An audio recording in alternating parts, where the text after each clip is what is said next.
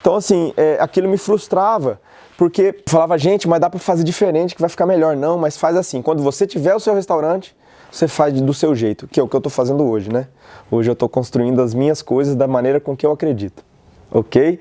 E todo mundo é capaz, galera. Você pode construir tudo, desde que você acredite naquilo que você quer fazer, né? E saiba para onde você quer ir. Salve, salve, rapaziada! E o Firo chegou, né? Trazendo um monte de novidade boa. Hoje é um dia de lua cheia, acho que não dá pra ver a lua tá linda, né? Diz que é lua de Buda, lua da renovação, lua de boas energias, né? Então a gente tá aqui hoje para bater um papo com vocês, um papo mais informal, né? Vou contar um pouco da minha história, vou contar um pouco do porquê desse projeto, esperar o avião passar aí, né? Deve ter voltado a quarentena já, porque a galera tá viajando já, acabada a quarentena na verdade. E obrigado. Como eu estava dizendo, eu vou contar um pouco qual a ideia desse projeto, o porquê disso tudo aqui, né? Qual que foi a inspiração para a gente estar aqui hoje, fazendo esses conteúdos para vocês, né? A vontade de mostrar uma visão diferente da gastronomia, tá? Que pouquíssimas pessoas têm essa visão ou compartilham dela. Tá bom? Vou começar me apresentando de novo. Meu nome é Theo Gomes Marcelino. Eu sou natural do Rio de Janeiro. Fui uma criança gordinha, né? Uma criança gulosa. Nasci de 7 meses com hipoglicemia e eu acho que para tentar recuperar aquela falta de energia, de açúcar, eu sempre gostei muito de comer. Sempre tive muito prazer, né? Pela comida. E nunca, não tinha dinheiro para comer tudo que eu queria. Eu sou louco por sonho, por doces com cremes e tal. E eu lembro que passava na rua da casa da minha mãe, passava uma Brasília, que o cara vendia sonho. Nossa, era uma loucura quando esse cara passava, porque eu queria comprar um sonho e nunca tinha dinheiro. Às vezes minha mãe liberava uma graninha ou outra lá, mas eram 4 irmãos, não dava para comprar sonho todo dia. E eu sempre me fui curioso para saber como é que fazia essas coisas, né? Biscoitos, e eu lembro de eu fazendo biscoito muito pequeno, fazia umas gororobas que eu chamo, pegava o resto do almoço, quebrava um ovo com uma maionese, fazia uma mistureira, ia comer, parecia uma massa de pedreiro aquele negócio, mas no fim ficava gostoso. Então eu sempre tive prazer, curiosidade de entender esse mundo da gastronomia, da cozinha, né? E entender muito para poder comer, né? E aí durante meu crescimento, adolescência, eu continuei dando minhas tacadas na cozinha, sempre pegando algumas receitas que eu achava bacana e testando em casa e cozinhando para os amigos, né, para a família e criando. Eu sempre fui curioso, né? Eu nunca gostei de seguir receita, eu sempre fui testando as coisas e o que ficava legal eu guardava para mim e ia replicando aquilo. E entrei com 18 anos, eu entrei na faculdade de zootecnia, que mexe com animais, né?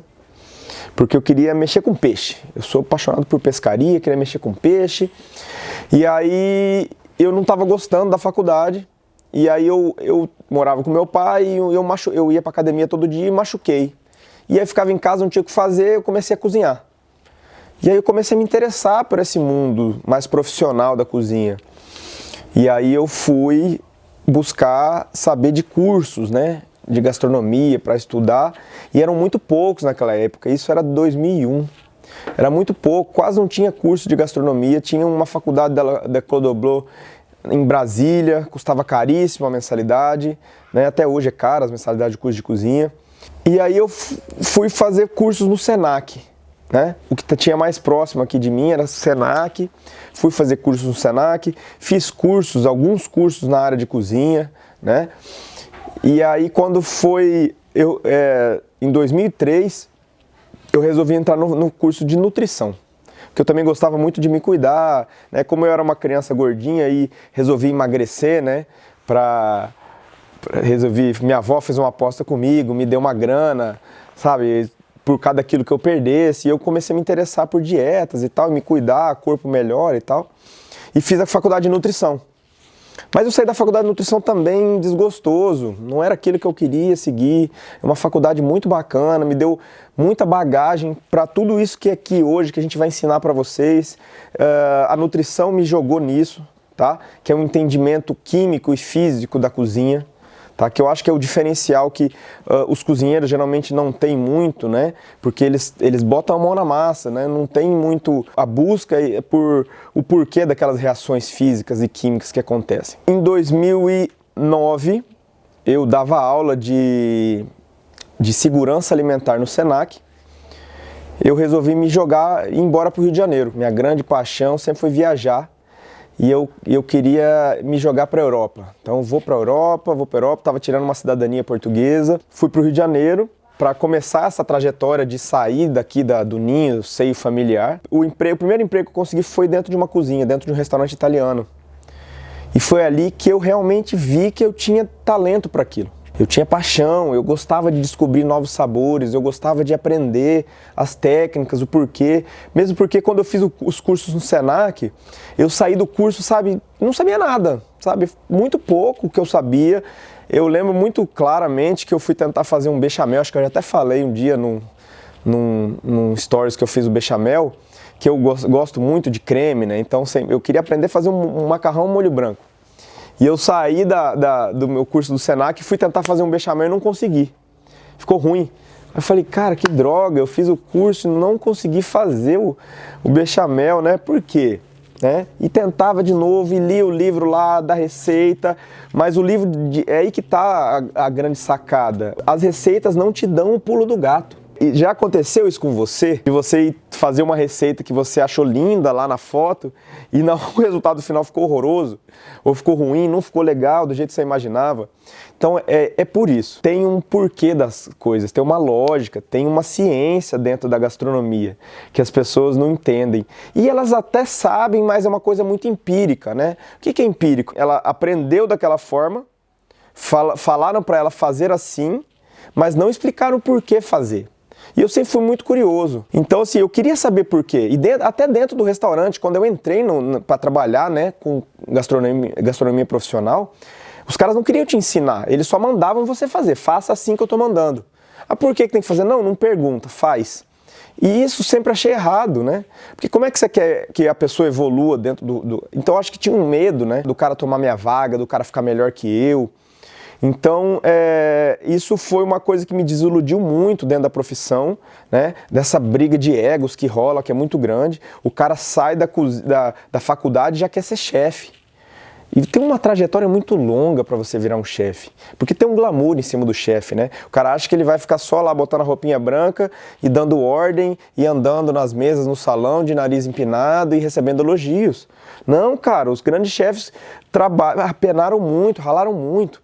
Então, assim, quando eu resolvi me jogar para o Rio de Janeiro, eu já tinha uma idade já mais avançada. Eu tinha 27 anos. E eu não tinha mais tempo a perder, sabe? Eu tinha que aprender aquela profissão, era agora ou nunca. Então, eu vi que, como eu não tinha experiência, né? Uma experiência profissional prática, porque cozinha é muita prática, né? Porque quem está dentro da cozinha, isso a gente vai falar sempre, são excelentes executadores de processos. Eles executam processos que falaram para eles que tem que fazer assim, mas eles não entendem o porquê daquele processo.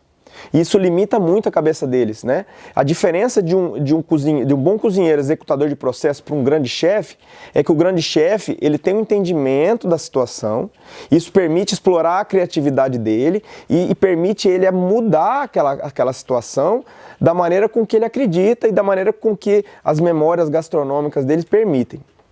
Então, onde é que eu quero chegar? Que se vocês prestarem atenção nisso que a gente vai mostrar para vocês aqui, vocês vão entender que a gente está querendo ensinar vocês a serem criativos, a serem chefes criativos, e não simples executadores de processo. Essa é a grande sacada. Quando eu entrei no restaurante e eu comecei como ajudante de cozinha, aprendi a limpar peixe, aprendi a descascar camarão, depois eu fui pro fogão, né, no restaurante italiano, aí me botaram na pizza, me botaram na massa, me botaram para fazer todas as funções dentro daquele restaurante, eu comecei a entender que existia uma ciência ali. E aí dali eu queria subir voos maiores. E aí eu buscando e galgando, né? Porque assim, no começo ninguém abria as portas para mim. Porque eu não tinha experiência. Eu lembro muito claramente que quando eu cheguei no Rio de Janeiro, a minha mãe lá do Rio, ela falou assim, pô, Theo, tem o restaurante mais luxuoso do Rio de Janeiro é aqui perto de casa. Por que você não vai deixar um currículo lá? que era do chefe Clôdio Agro, que é o Olympe, que é o restaurante top dele. Eu fui lá, peguei um currículo, bati na porta deles, falou, vim deixar o currículo. Aí os cozinheiros olharam pra mim e falaram assim, você já trabalhou em cozinha? Os caras falaram, eu falei, não, tô querendo aprender. Os caras falaram, irmão, então nem tenta, porque aqui a gente só pega gente com experiência. E foi assim. Eu na verdade, consegui entrar nesse restaurante italiano, que eu comecei lá a aprender, porque a dona era daqui de Campo Grande e já conhecia minha mãe. Então, assim, ajudou um pouco esse quem indica aí para eu entrar. Mas mesmo assim, entrei de ajudante, ganhando R$600, né? Naquela época, R$600 era o salário, em 2009. Hoje em dia, R$600 você não faz nada. Eu comecei buscando, né, cara, cavando meu espaço, porque ninguém queria me abrir a porta. Nada adiantava o meu diploma de nutricionista, sabe? A minha experiência com segurança alimentar, minha fluência em inglês, sabe? Todo o meu estudo de sempre, não adiantou de nada. Os caras não queriam saber. Os caras olhavam pra mim e falaram assim, você já trabalhou? Não. Então, não serve. Então, assim, quando eu comecei, eu tive que começar realmente, que foi a melhor escolha pra mim, porque, que nem dizia o chefe que eu trabalhei, ele falava assim que o melhor cozinheiro vem da louça. É o cara que aprende o processo desde a base. Porque o grande erro é o cara achar que ele saiu de uma faculdade de gastronomia e ele vai virar chefe. Só que o cara não sabe nem pegar uma faca, gente. O cara não sabe cortar, sabe? Não aprende na faculdade. A gastronomia é muita prática, é muita tentativa e erro. Só que se você tem um entendimento das reações que acontecem ali dentro, você consegue minimizar os seus erros. Você consegue ser mais criativo. Você consegue testar e entender o processo e antever as reações que vão acontecer. Então eu vou mostrar isso na prática para vocês hoje, acontecendo, e eu sou muito curioso, então eu estou sempre testando. E todos os chefes são assim, né? Os caras vão testando e dificilmente ele acerta na primeira, porque ele sempre tem alguma coisa que ele quer corrigir para chegar à perfeição. Então, a busca da perfeição também é a diferença de níveis de profissionais, né? O cara que quer sempre fazer melhor, ele se destaca mais daquela grande faixa média ali, né? Então, assim, quando eu saí desse restaurante italiano, eu consegui uma vaga de estágio no Olympe, que é o restaurante do Truagro. E dali eu fui convidado para trabalhar como ajudante de cozinha na cozinha de produção. E lá eu comecei a limpar chão, comecei a fazer mesmo o cerne da cozinha, que é descascar batata, fazer os molhos, sabe? Eu fazia a produção para mandar para os restaurantes, que era o serviço pesado, que os restaurantes no Rio de Janeiro, em alguns lugares, não tem espaço. Eles serviam muitas refeições, então eles recebiam tudo pronto. Então chamava cozinha de produção, né? E aí eu comecei a aprender do começo mesmo, da base do negócio. Então esse conhecimento para mim, além de ser importante, me fez ser mais humilde, né? Me fez respeitar mais todas as camadas de profissionais que tem dentro desse meio. Todos eles são importantes, desde o lavador de louça, ao ajudante, ao chefe. Ninguém é melhor do que ninguém. Então isso foi assim uma lapidação, sabe, no meu eu, e me ensinou muita coisa. E aí depois disso me chamaram para lavar louça no restaurante. Falei, porra, em vez de eu evoluir no negócio, eu vou virar lavador de louça, cara. Aí eu liguei para minha mãe. Então, assim, uma coisa que eu até, se vocês puderem levar isso para vocês, para mim fez muita diferença na minha vida. Ela pegou e eu falei, mãe, porra, eu tô aqui, sabe, já cozinhando, já fazendo os molhos, aprendendo bastante coisa legal. Eu participava dos eventos lá. E agora os caras querem me levar para lavar louça. E era a única maneira realmente de eu... Porque aquilo era uma cozinha de produção, não era uma cozinha de restaurante. Era a única maneira de eu entrar dentro do restaurante, de eu galgar níveis maiores dentro do restaurante, né, como cozinheiro mesmo. E aí ela falou assim, Theo, se eles estão te dando um limão, não sofre com isso. Pega esse limão e faz uma limonada. E aquilo soou para mim de uma maneira fantástica, porque eu entendi que todo esforço tem sua recompensa. Que a gente não pode sofrer com as oportunidades que aparecem. Você tem que pegar aquela oportunidade e transformá-la em algo maior, né? Então foi o que eu fiz. Eu abracei, entrei num restaurante que bombava, lavava louça sozinho para 200 pessoas, sabe? Eu e uma máquina que saía pratos a 90 graus ali, e aquilo foi me dando tarimba e casca, porque os caras também não gostavam de mim. né? Porque eu tinha um biotipo diferente de quem estava ali trabalhando, eu tinha estudo, morava numa região mais nobre do Rio de Janeiro, sabe? Eu não era nordestino, então assim, os caras falavam, o que você está fazendo aqui? Você está tomando o lugar de quem realmente precisa. Eu falava, cara, eu quero aprender. Se esse é o caminho que eu tenho que seguir, eu quero aprender, eu vou seguir. Eu tô aqui de passagem. Eu sempre falei, sempre acreditei nisso, sabe? Isso aqui para mim é temporário. Na hora que eu puder, eu vou subir de nível e vou indo até eu chegar onde eu quero. Então essa determinação me manteve ali, sofri bastante, foi bem duro, né? Mas me transformou no que eu sou hoje. E dentro desse restaurante que eu lavava louça, durante um período eu lavava louça e depois no outro período eu era ajudante ali dentro. Um dia eu estava limpando um filé e aí um dos cozinheiros veio e me falou sobre as reações de Maillard, a caramelização do filé. Por que você tem que selar o filé? Porque como é que o filé fica macio, né? Como é que você mantém a umidade dentro dele? E aí na hora que ele me falou isso, me veio as aulas de bromatologia da nutrição. Aí eu comecei a linkar as coisas que eu estudei na nutrição com as coisas que aconteciam ali dentro e eu comecei a ver as reações acontecendo na minha cara. E aquilo foi explodindo na minha cabeça, sabe? Em ideias, em iluminações, assim. Eu falei, caralho, é verdade. Tudo tem um porquê, né? Nada ali acontece à toa, por acaso, sabe? As reações acontecem e tem uma explicação, né? É muito incrível, sabe? É um mundo à parte, sabe? É um laboratório gigante, né? O mais interessante é que eu comecei a mudar a minha percepção. Comecei a comprar livros de gastronomia e ler os livros e praticar em casa e ver as coisas acontecendo e eu fui aprendendo cada vez mais. E aí um dia meu chefe falou assim, Theo, se você quer sair da louça, você tem que fazer o seu e aprender lá o do cara. E eu falei, tá bom, chefe. Eu comecei a lavar minha louça e ia lá, ajudava o cara no fogão. E aí apareceu uma oportunidade de virar cozinheiro num outro restaurante. E aí eu falei, não, eu vou abraçar. Aí o cara falou assim, mas se você não der conta lá, você vai perder sua vaga aqui e lá. Eu falei, não tem problema, eu vou abraçar. E aí eu fui pra lá. E aí o pai dele, que era o chefe do outro, o seu Antônio Costa, nunca mais esqueço, falou, Theo, vem pra cá. E lá eu aprendi mais uma lição foda dentro da cozinha, pra vocês que querem ser cozinheiros e trabalharem no meio. O David, né, um grande cozinheiro que eu conheci, ele falou, Theo, a primeira coisa que você tem que aprender a ser cozinheiro é ser limpo e organizado. Como assim? Eu tenho uma bancada, minha bancada tem que estar sempre limpa. Porque se eu tiver muito entulho na minha bancada, como é que eu vou cozinhar? Na hora da correria, você precisa de um espaço para montar um prato, você precisa... Então assim, se tiver coisas... Quem já experimentou de vocês, né?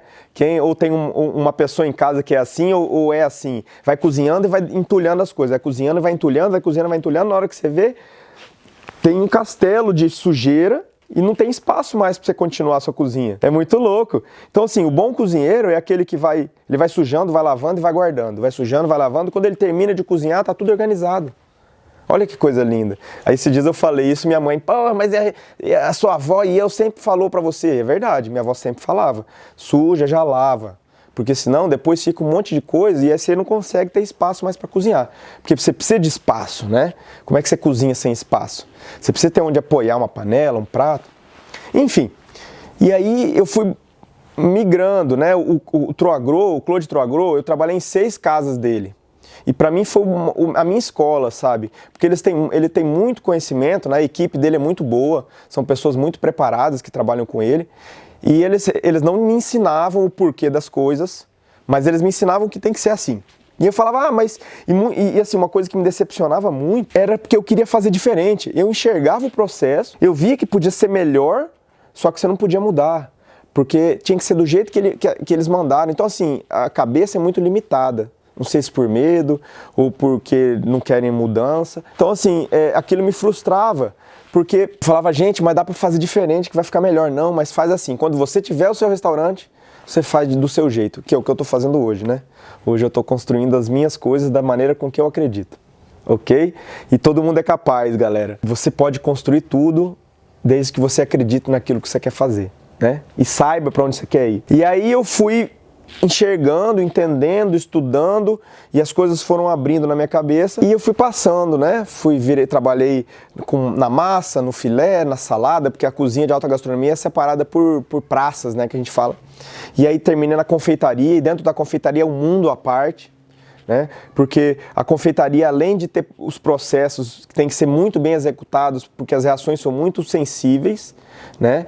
Porque se você não bate uma clara do jeito que tem que ser, se tem um pouquinho de gordura, ela já não dá pico. Se o chantilly, para você bater um chantilly e ele não tiver gelado, ele não dá. Um creme anglaise, se você...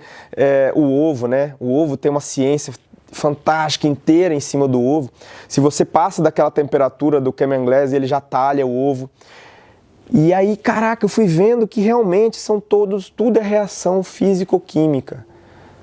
Que se você entender aquilo, a sua criatividade, a sua capacidade de mexer naqueles processos padronizados é muito maior. E aí você pode ter a sua assinatura. Esses dias eu vi uma uma chamada de um curso de um cara da minha idade, eu tenho 37 anos, ele tem 35.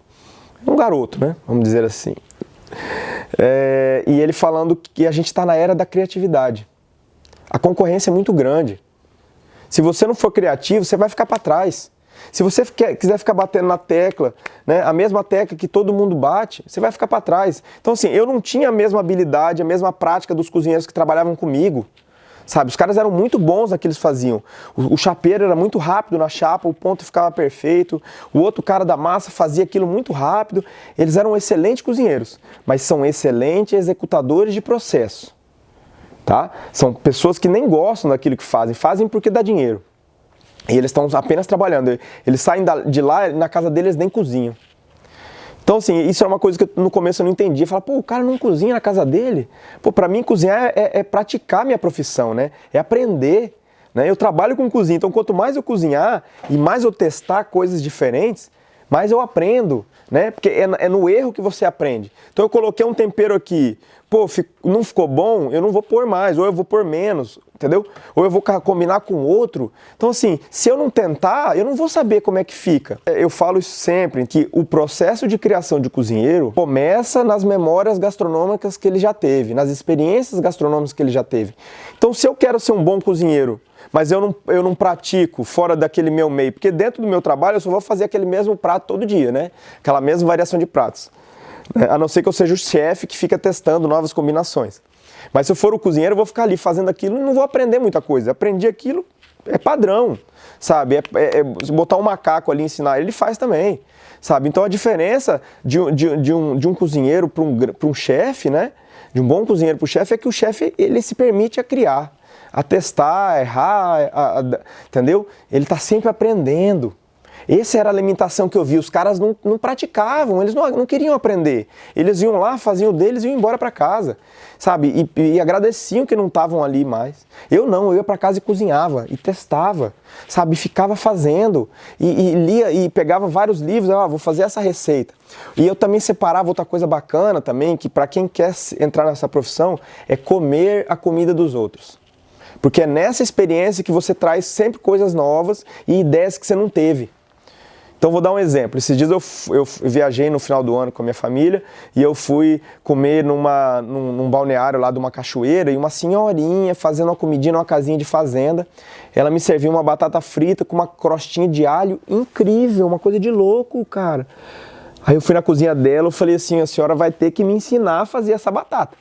Ela, não, aí a filha dela, a senhora é toda humilde, né? A filha dela, não, porque se ela tiver que ensinar, você não pode, não vai, e aí que entra a sacada que eu vou dar para vocês. Se você conhece da química e da física que acontece dentro do processo, se você entende do processo, você não precisa saber a receita. Você prova e você, naturalmente, você vai entendendo como é que foi feito aquilo e você vai fazendo do seu jeito. E aí eu fiquei ali sacando e vi que ela botava uma farinhazinha ali e tal, e passava aquela batata, aí eu entendi que ela fazia uma crosta de alho com uma farinha e mergulhava aquela batata ali e depois fritava. Aí dava uma crostinha. Então assim, olha que coisa louca. Quando você entende os processos, os porquês e como é que funciona essa química, né, e que a química é ativada com reações físicas, você não fica preso à receita.